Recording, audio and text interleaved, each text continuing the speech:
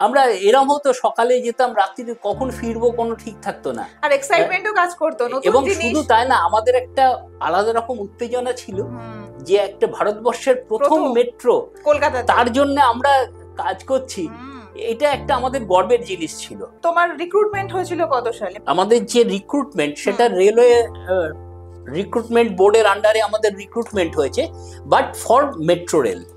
আমরা ডাইরেক্টলি মেট্রোতে জয়েন করেছি, সেটা 1982। মানে সঞ্জয় শীল আর আপনার নামই আছে যে ফার্স্ট মেট্রো চালিয়েছিলেন আপনারা। তখন তো কলকাতাতে ইন্ডিয়াতে প্রথম মেট্রো, তো সেই ট্রেনিং এর ঘটনাটা একটু বলো। আমাদের 2 বছরের ট্রেনিং পিরিয়ড ছিল, ট্রেনিং 2 বছর ছিল।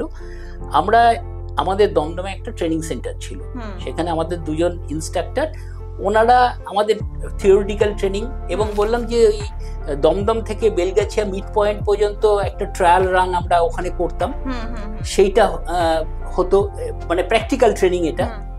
এইটা করার পরে যেহেতু কলকাতা মেট্রোতে কোনো আমাদের কোনো ট্রেনিং দিতে পারবে না যে কমার্শিয়াল চালু হলে কিভাবে কি ফেস করতে হবে আমাদের, সেই জন্য আমাদের 4 মাসের একটা ট্রেনিং ছিল মস্কো মেট্রোতে। আমাদের একজন অ্যাসিস্ট্যান্ট ইঞ্জিনিয়ার ছিলেন এম কে গাঙ্গুলি, তিনি ছিলেন আমাদের সঙ্গে। এই আমরা 6-2-8-1 9 জন আমরা মস্কো গিয়েছিলাম। এইগুলো দেখো, এগুলো আমারও বলতে ভালো লাগছে, কেননা we are A part of the history.